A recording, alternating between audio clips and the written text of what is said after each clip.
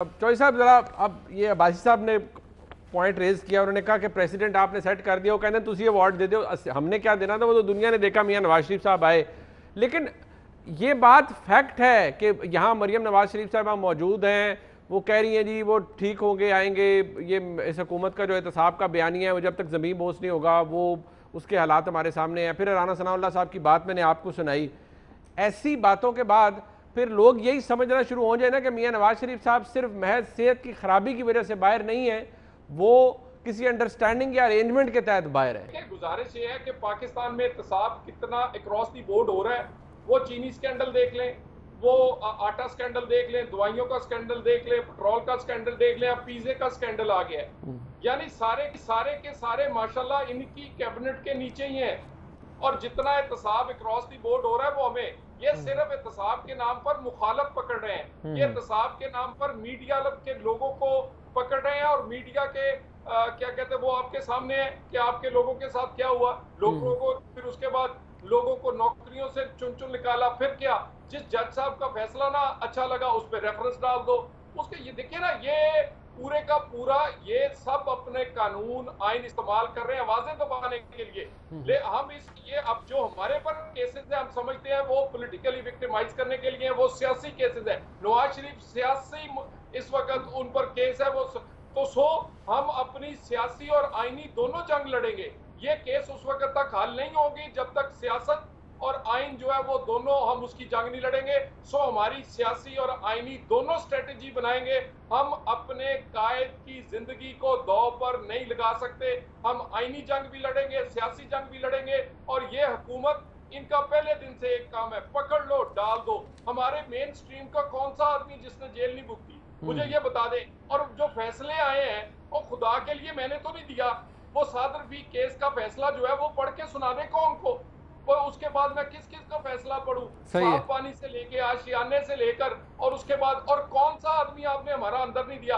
बाकी रही बात, हम इसको केस को आईनी तौर पर और इस हुकूमत सियासी तौर पर दोनों लड़ेंगे, क्योंकि ये केसेस सियासी हैं, ये कोई केसेस जो है वो करप्शन के नहीं है। अच्छा वैसे अब्बासी साहब, तो आपने तलाल चौधरी साहब को सुन लिया है, बस ना ही समझे आप। देखिए ना, तलाल साहब ने जो बात की, फैसले पढ़े और ये सियासी केसेस हैं। तलाल साहब, मियां साहब का फैसला ये है कि मियां साहब अपने ऊपर लगने वाले किसी सवाल का जवाब नहीं दे सके, लिहाजा सुप्रीम कोर्ट ने मियां साहब को कहा कि वो सादिक भी नहीं है, उसके लिए अल्फाज आप खुद ढूंढ लें, और वो अमीन भी नहीं है। और जो सादिक ना हो और अमीन ना हो उसको क्या कहते हैं वो आप खुद ही बात कर लें।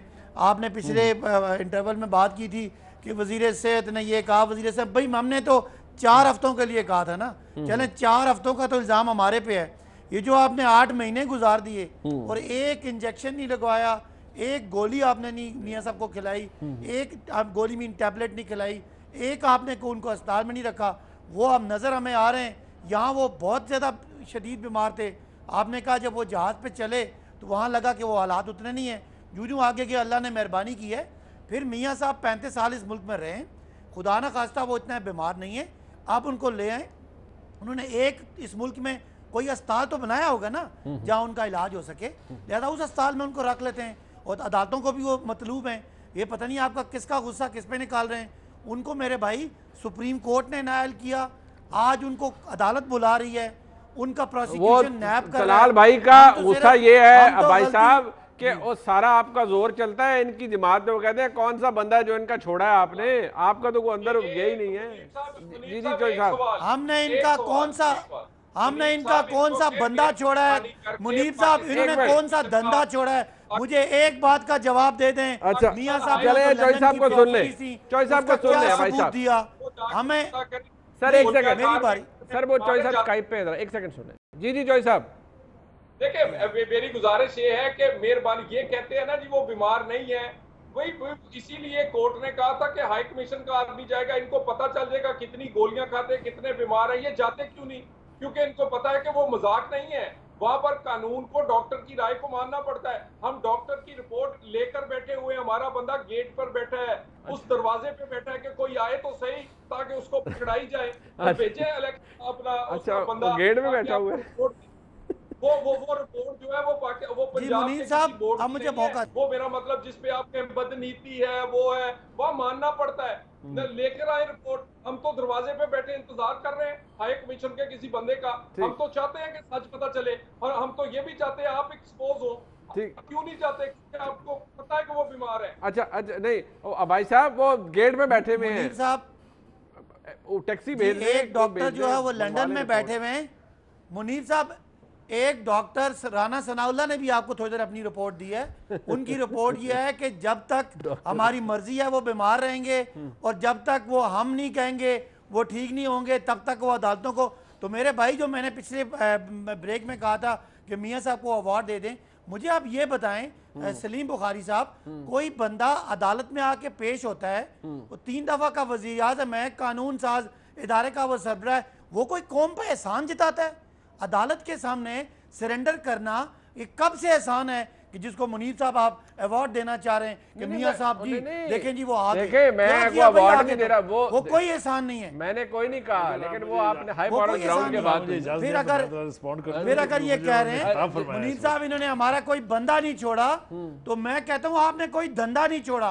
चीनी में आप हैं, आटे में आप हैं, असासों में आप हैं, आप कोई बात करें, आप अजीजिया में आप हैं, हेवन फ्लीट में आप हैं, तो हमने कोई बंदा नहीं छोड़ा, आपने कोई धंधा नहीं छोड़ा। अच्छा, पिज़्ज़े में कौन है?